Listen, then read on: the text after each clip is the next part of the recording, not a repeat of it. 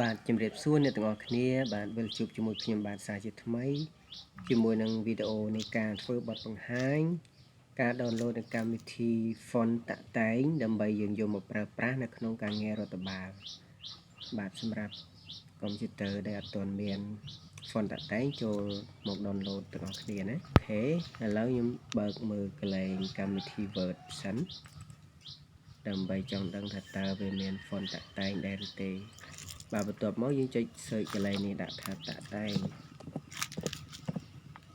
បាទអត់មានទេបាទវាអត់ចេញទេដោយសារវាអត់មានណាការដំឡើងវាដំបូងយើង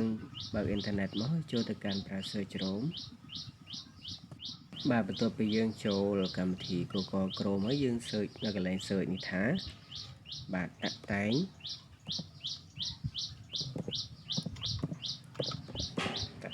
font បាទតាក់តែង font យើងចុចកន្លែងនេះមកបាទពេលនោះយើងនឹងឃើញ download font តាក់តែងបាទខ្មែរ sellable font ចុចកន្លែងនេះមកអូខេបន្ទាប់ពីយើងចុចមកដល់កន្លែងនេះសូមអូសទៅខាងក្រោមដើម្បីរកកន្លែង download អូខេនេះយើងចុចកន្លែងទាញយកបាទបន្ទាប់ពីយើងចុចកន្លែង download ហើយវានឹងចេញផ្ទាំងមួយបែបនេះបាទសូមចុចអូខេមកបាទបន្ទាប់ពីចុចអូខេហើយវានឹងចូលទៅកន្លែងកម្មវិធីក្បាល download manager របស់យើងបាទបើសិនជាបងប្អូនអត់មានទេសូមចុចកន្លែង download មិញមកកន្លែងកម្មវិធីនេះមកកន្លែងនេះណាតែដោយសារខ្ញុំមានក្បាល download internet manager ដូច្នេះវារត់ចូលមកកន្លែងនេះដើម្បីឲ្យយើងធ្វើការ download បាទបន្ទាប់មកយើងធ្វើការដំឡើងមកចុចកន្លែង download មកអូខេបន្ទាប់ពីយើង download ពេញហើយបាទវាស៊ីទំហំ space របស់វា 728.49 KB បាទវាស៊ីតិចទេដូច្នេះយើងចង់ដឹងទីតាំងវាយើងចុចកន្លែង open folder បាទនេះគឺជា font lemon បាទ font តាក់តែងរបស់យើងហើយដើម្បីយើងដំឡើងវាបានសូមចុចមកខាងស្ដាំបាទបន្ទាប់ពីយើងចុចមកខាងស្ដាំហើយវាចេញបែបនេះយើងចុចយកពាក្យ extract all បាទបន្ទាប់មកយើងចុច extract វាមកអូខេបន្ទាប់ពីវាចេញបែបនេះបាទនេះគឺជា file ពន្លាបាទវាពន្លាចេញពី file zip មកជា file ធម្មតាបាទចុចមកខាងស្ដាំក៏បានឬក៏យើងចុច double click 2 ដងមកបាទនេះយើងនឹងឃើញឈ្មោះ font ទាំងអស់នៅលើនេះណាបើសិនជាយើងចង់ដំឡើងវាគឺយើងចុចកន្លែងនេះមកបាទ select all control A ក៏បានដែរបាទយើងចុចមកខាងស្ដាំយកពាក្យបាទ install for all user បាទចុចកន្លែងនេះមកទាំងអស់វាមាន20 font ដែរបាទបន្ទាប់ពីបានបែបនេះហើយយើងចុចម្ដងទៀតមកហើយចុចយកពាក្យថា copy បាទបន្ទាប់ពីយើងចុចកន្លែងពាក្យថា copy ហើយយើងចូលមកកន្លែងបាទ local DC បាទ local try C កន្លែង try C របស់យើងនេះមកបាទបន្ទាប់ពីយើងចុចកន្លែង try C ហើយយើងចុចយកពាក្យ window ចុចបើកមកហើយបន្ទាប់មកយើងស្វែងរកពាក្យមួយដែលមានឈ្មោះថា font ណាបាទនេះ font ណាបាទយើងចុចបើកវាមកបាទនេះគឺជា font ដែលខ្ញុំបានតម្លើងនៅកម្មវិធី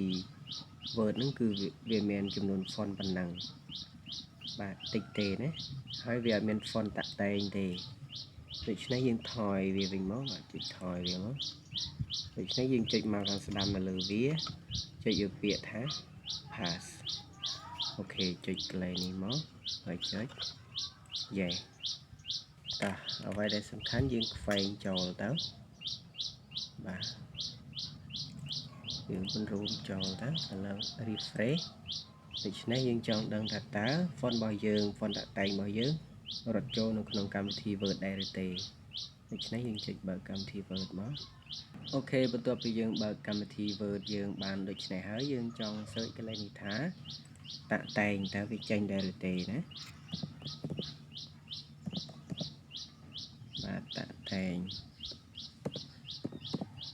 បាទវាអត់រត់អក្សរនៅកន្លែងនេះទេតែយើងអាចសរសេរអក្សរមុននឹងយើងសរសេរអក្សរនៅលើ select កិច្ចការរបស់យើងសូមបដូរជាភាសាអង់គ្លេសសិនណាទៅសេចេញឥឡូវយើងទៅសេមកបាទនេះវាចេញហើយឥឡូវយើងចង់ដឹងថាដាក់អក្សរខ្មែរសេចេញដែរឬទេណាអក្សរខ្មែរគឺអត់ចេញទេបាទដូច្នេះតើយើងដាក់អក្សរ font អង់គ្លេសបានកន្លែងនេះ font អង់គ្លេសបានយើងទៅសេ font តាក់តែងចេញណាបាទយើងមើលនេះវារត់ចូលអូតូម៉ាទិកដោយសារវាអត់ចេញទេបាទចេញអក្សររត់កន្លែងនេះទេតើយើងចុចបែបនេះបានវាចេញមកអូខេមួយចំណុចទៀតបើសិនជាយើងចង់ដឹងចុចកន្លែង insert នេះមកបាទហើយចុចយកពាក្យកន្លែង sayable បាទយកពាក្យ more sayable បាទដូច្នេះវារត់ចូលវិញនេះវារត់ចូលអូតូម៉ាទិកហើយបាទនេះតាក់តែងដូច្នេះយើងអាចចុចប្រើវាបាន insert មក close អូខេ save ចង់ដាក់អូខេចង់ដាក់ font តាក់តែងមួយណាដែលយើងពេញចិត្តគឺយើងអាចដាក់បានណាបាទដូចជានេះទាំងក្បាច់នេះយើងចង់ដាក់មកអ្វីដែលគេនិយមប្រើនេះដូចជាក្បាច់នេះបាទចុចអូខេចុចពង្រីកវាមកបាទនេះណា font នេះ font តាក់តែងនេះគេតែងនិយមប្រើដាក់ថាព្រះរាជាណាចក្រកម្ពុជាអញ្ចឹងមកគេដាក់សញ្ញាតាក់តែងនេះពីក្រោមបាទខ្ញុំបានសូមថ្លែងអំណរអគុណយ៉ាងជ្រាលជ្រៅចំពោះពុកម៉ែបងប្អូនដែលតែងតែតាមដានវីដេអូយើងខ្ញុំតាំងពីដើមរហូតដល់ចប់បាទបើសិនជាពេញចិត្តវីដេអូយើងខ្ញុំកុំភ្លេចចុច subscribe អ្នកមួយបាទហើយ share វីដេអូនេះទៅកាន់មនុស្សជាទីស្រឡាញ់ឲ្យគេបានដឹងផងបាទជួបគ្នាវីដេអូលើកក្រោយល្អៗទៀតណាពុកម៉ែបងប្អូនបាទខ្ញុំបាទសូមគោរពជូនពរពុកម៉ែបងប្អូនទាំងអស់គ្នាមានសុខភាពល្អបាទជួបគ្នាវីដេអូលើកក្រោយបាយបាយ